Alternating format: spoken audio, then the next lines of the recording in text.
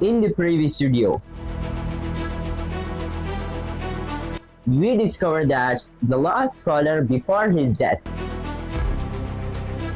told Salman about the coming of a new prophet and also described the signs by which he would recognize him.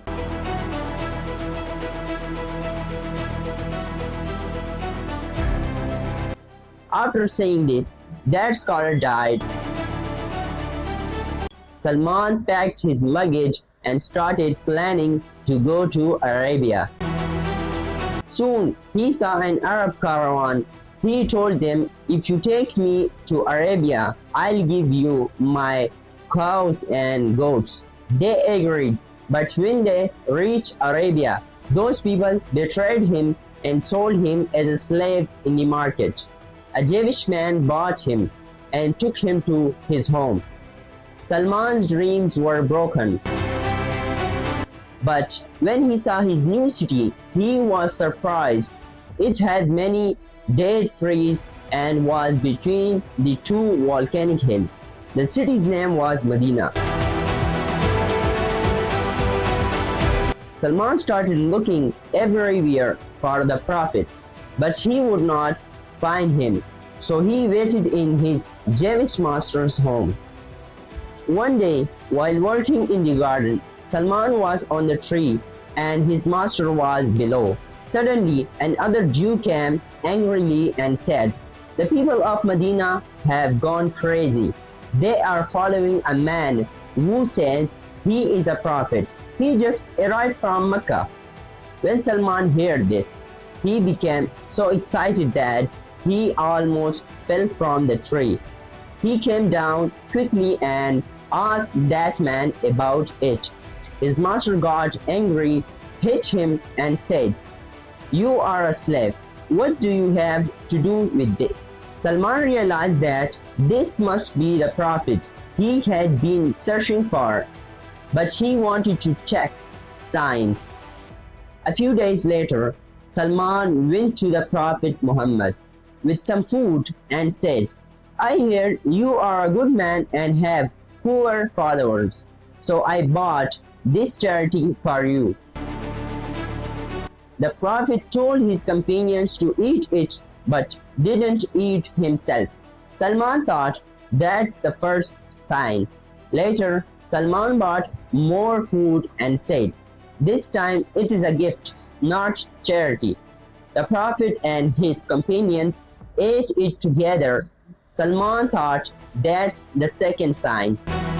Now only one sign was left, the mark of prophethood on his back. Salman wondered how he could see it, since the prophet was always surrounded by the companions like Umar with swords. A few days later, a companion died, and the prophet joined the funeral. Salman secretly followed him. When he got near, the prophet lifted his shawl, showing the mark on his back. Salman saw it and started crying. There in the graveyard, Salman told the prophet his whole life story, how he left fire worship, became a Christian, and finally found the truth. The prophet was very happy, and Salman became a Muslim. Soon after the accepting Islam, the Battle of Badr took place. Salman wanted to join, but his Jewish master didn't allow him. Even during the Battle of Uhud, he was not allowed.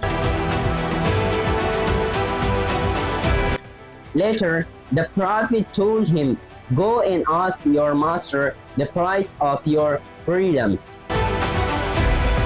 The Jew asked for 40 gold coins and 300 date trees, a huge price. The Prophet told his companions, "Help your brother Salman." All companions donated date plants. The land for planting was bought by Osman anhu, who gave the most trees. After the Prophet paid the gold too, Salman became a free man now. The Prophet said Salman was now a citizen of Medina. Later, during the Battle of Trench, the Quraysh brought an army of 10,000 men to attack Medina. The Prophet gathered his companions and asked for advice. No one had an idea that could save them. Then Salman said, in Persia, when big armies attack, we used to dig a trench around the city for protection. Everyone liked this new idea. The Prophet smiled, showing that he approved. The Muslims dug a trench and successfully defended Medina. The Ansar said, Salman belongs to us, and the Muhajirin said, no, he is from us. The Prophet said, Salman is neither from the Ansar nor from Muhajirin. Salman is from my family, Ahlul Bayt.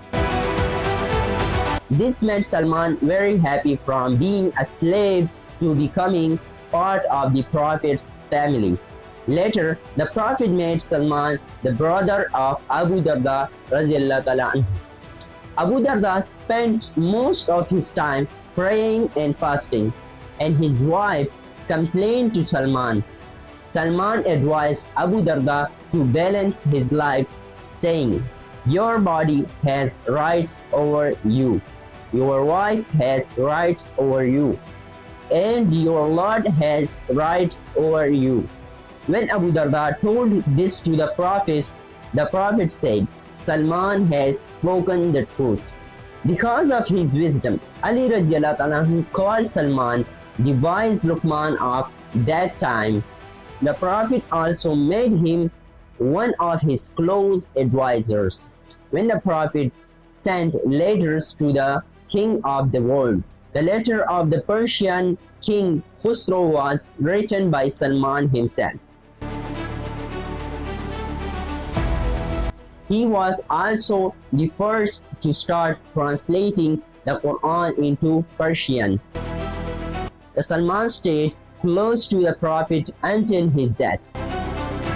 Afterward, under Caliph Umar, when Muslims went to conquer the Persian capital, Umar sent Salman with them. Salman spoke to the Persian in their own language.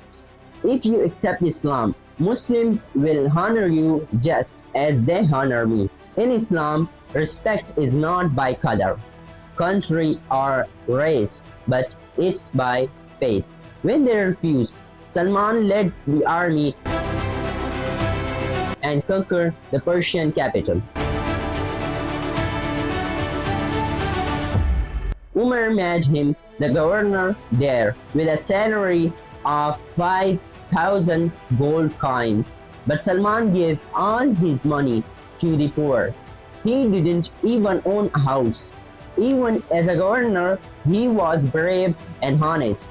Once during a speech in Medina, Caliph Umar wore a long shirt.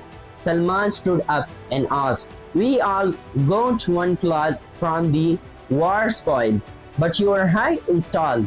How did you make a full shirt? Umar smiled and said, his son gave him his share. Salman said, now we will listen to your speech.